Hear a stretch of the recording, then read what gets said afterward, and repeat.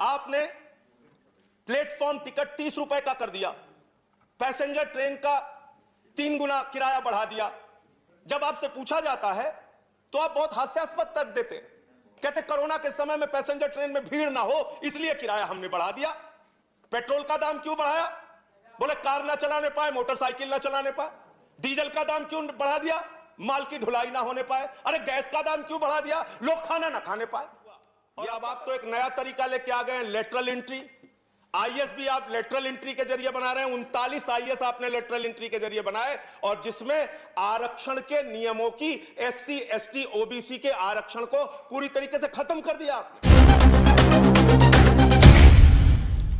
देश की सच्चाई सच छुपने नहीं देंगे। मान्यवर, सरकार की ओर से मंत्री जी का बयान आया कि निजीकरण रेलवे का नहीं किया जाएगा, और उनकी ये बात सुनकर ऐसा लगता है कि ये सरकार देश के निजी कंपनियों और पूंजीपतियों के लिए गाने की एक लाइन गाती है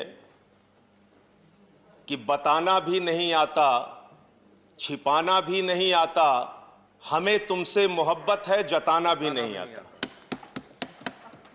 निजीकरण करना भी है और मना भी करना है। आपने कहा निजीकरण नहीं करेंगे।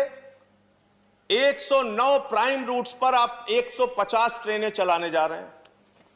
देश के 50 रेलवे स्टेशंस को आप निजी हाथों को देने जा रहे हैं। हबीबगंज रेलवे स्टेशन आपने निजी हाथ को दिया। वहां की हालत जाकर पता कीजिए मान्यवर, वहां पर 50 रुपए मोटरसाइकिल रखने का लगता है। वहां पार्किंग के लिए 150 रुपए कार का देना पड़ता है।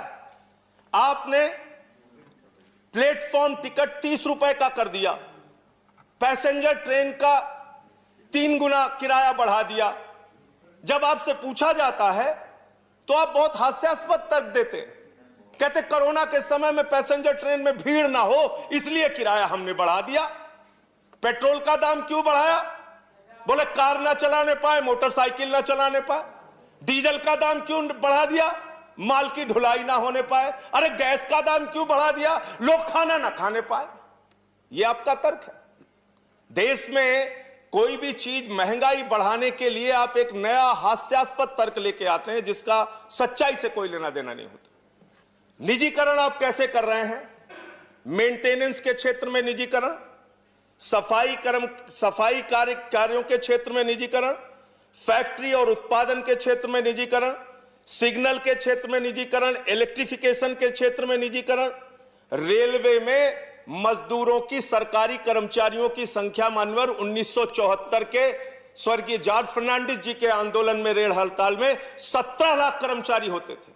जब ट्रेनें कम थी, जब यात्री एक जगह से दूसरे जगह कम यात्रा करते थे। आज 2.5 करोड़ लोग प्रतिदिन एक स्थान से दूसरे स्थान रेलवे के माध्यम से जाते हैं, और आज आपने कर्मचारियों की संख्या पहुंचा दी 12,26,000। 17 लाख से घटा के 12 लाख।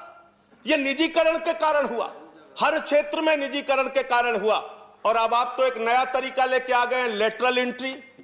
आईएएस भी आप लेटरल एंट्री के जरिए बना रहे हैं। 39 आईएएस आपने लेटरल एंट्री के जरिए बनाए, और जिसमें आरक्षण के नियमों की, एससी एसटी ओबीसी के आरक्षण को पूरी तरीके से खत्म कर दिया आपने। और निजीकरण जो आप रेलवे में लेके आ रहे हैं, इसके पीछे आपकी सबसे खतरनाक मंशा है एसटी एससी ओबीसी के आरक्षण को धीरे धीरे समाप्त करने की आपकी योजना है। यह मूल मंशा आपकी है। मान्यवर, खुद आपने माना है कि 21.6% माल की ढुलाई लॉकडाउन के दौरान रेल के माध्यम से ज्यादा हुई। यानी रेलवे के कर्मचारी पूरी निष्ठा के साथ, ईमानदारी के साथ काम करते हैं, और उस लॉकडाउन में काम करने के कारण,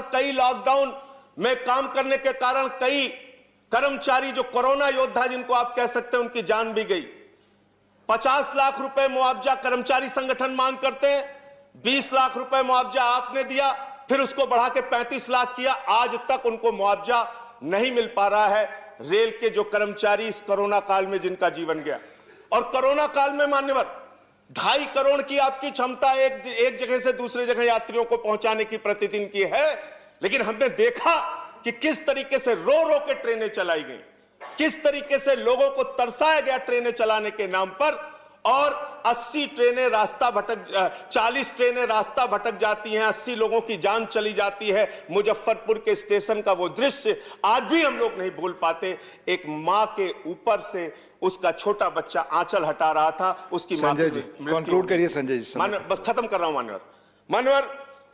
अंत में सिर्फ इतना ही बात कहना चाहता हूं कि आप कृपा करके रेलवे कर्मचारियों को निजी हाथों में मत दीजिए।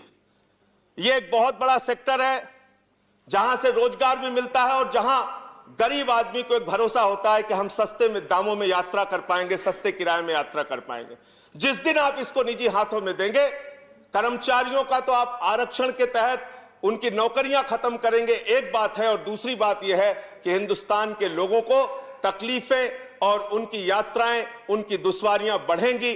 अंत में कुलियों की बात यहां पर आई। इस देश के कुलियों के लिए एक योजना बहुत पहले लाई गई थी कि उनके परिवार के लोगों को नौकरियां दी जाएंगी। उस पर पुनर्विचार कीजिए, उस पर फिर से एक बार सरकार निर्णय ले।